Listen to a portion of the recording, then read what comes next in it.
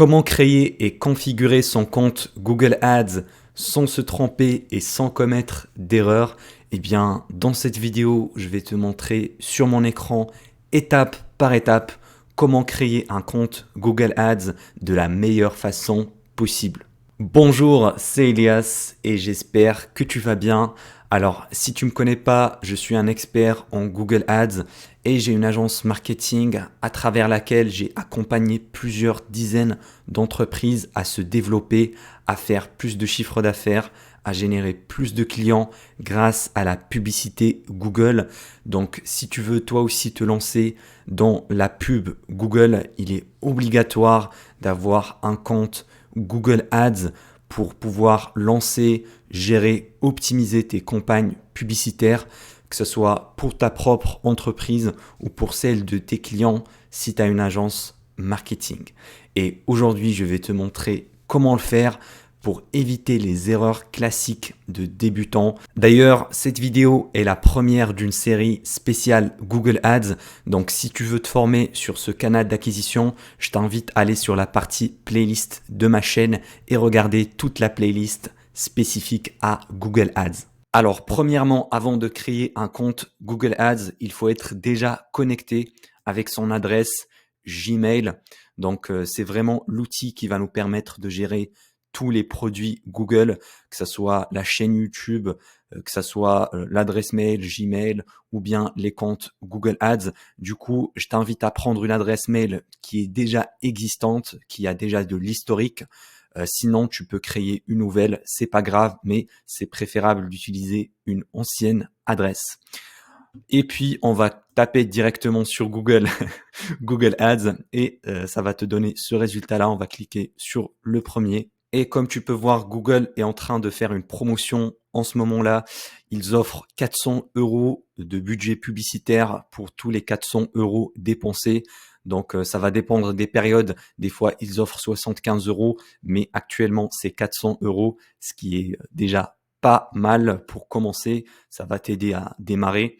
Donc là, on va cliquer directement sur commencer. Et comme tu peux voir, c'est connecté automatiquement avec mon adresse mail. Du coup, ici, il me demande un nom d'entreprise avec la création rapide. Mais moi, personnellement, j'utilise activer le mode expert et je t'invite à faire pareil parce que avec le mode express, t'as pas toutes les fonctionnalités. Ici, comme tu peux voir, il y a le numéro. Je t'invite à faire un copier-coller également, le garder sur le côté au cas où tu as besoin de contacter Google Ads directement par téléphone. Donc là, je vais cliquer sur activer le mode expert. Et donc, ça me dirige sur cette page-là. Alors, ça va dépendre de ton côté. Si Google t'oblige à créer une campagne express, dans ce cas-là, tu peux la créer et la supprimer par la suite.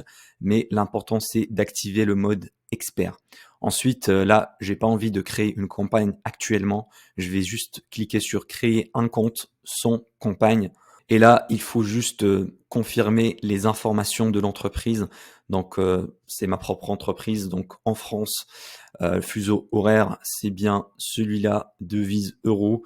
Je t'invite à vraiment mettre tes vraies informations de facturation. Sinon, tu risques de te faire bannir. Si par exemple, tu as une entreprise située en France, mais que tu as une autre devise parce que tu utilises une autre carte, ça peut être risqué. Donc, je t'invite à garder une certaine cohérence.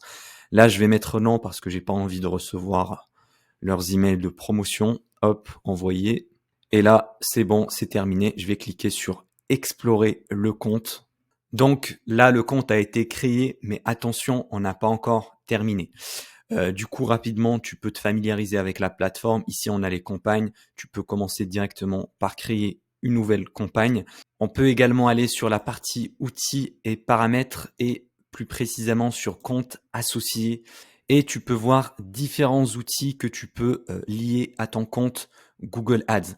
Donc, premièrement, les plus importants, c'est Google Analytics GA4. Ça va te permettre de traquer les visiteurs de ton site, leur comportement.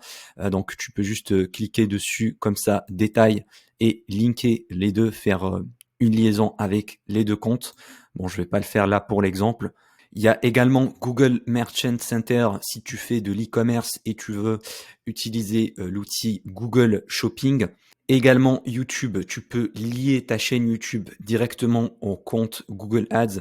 Comme ça, tu peux profiter des audiences de YouTube, des gens qui ont regardé tes vidéos. Tu peux créer des audiences similaires, des audiences personnalisées qui vont te permettre de faire par exemple le retargeting sur YouTube directement. Et ça, c'est un outil très très puissant. Je ferai une vidéo spéciale à propos de YouTube Ads, mais on n'a pas encore fini la finalisation. Donc là, je vais cliquer sur outils et paramètres, facturation, configuration de facturation. Comme ça, je vais continuer de remplir toutes les informations nécessaires au paiement de Google Ads. Et là, je dois remplir toutes les informations à propos de mon entreprise. Donc, tu dois remplir avec tes vraies informations d'entreprise qui sont présentes sur le CABIS parce qu'il se peut que Google, dans quelques mois, après avoir dépensé un certain budget pub, te faire une vérification d'entreprise. Et dans ce cas-là, il faut avoir vraiment toutes ces informations. Il faut pas essayer de tricher ou de mettre des fausses informations. Ensuite, là, au niveau du paiement, il faut rajouter un mode. Donc, tu peux rajouter soit un compte PayPal, soit un compte bancaire, soit une carte de crédit ou de débit. Moi, je te conseille de rajouter au moins une carte bleue parce que c'est le moyen de prédilection pour payer Google et également avoir un compte bancaire si possible parce que il se peut que la carte bleue soit bloquée pour une raison ou une autre. Des fois, tu peux dépasser le plafond de paiement et si ça arrive et que t'as pas un backup derrière, tu risques de te faire bloquer ton compte parce que t'as pas payé ton débit Google tout simplement. Donc je t'invite à avoir plusieurs moyens de paiement, si possible plusieurs cartes bleues et au moins un compte bancaire pour un prélèvement automatique. Si tu choisis le prélèvement, tu vas devoir valider le compte en envoyant un simple petit virement que tu vas devoir valider avec les chiffres tout simplement avec Google. Et comme ça, une fois que tu auras tout terminé, ça sera nickel et tu peux directement commencer à lancer tes premières publicités.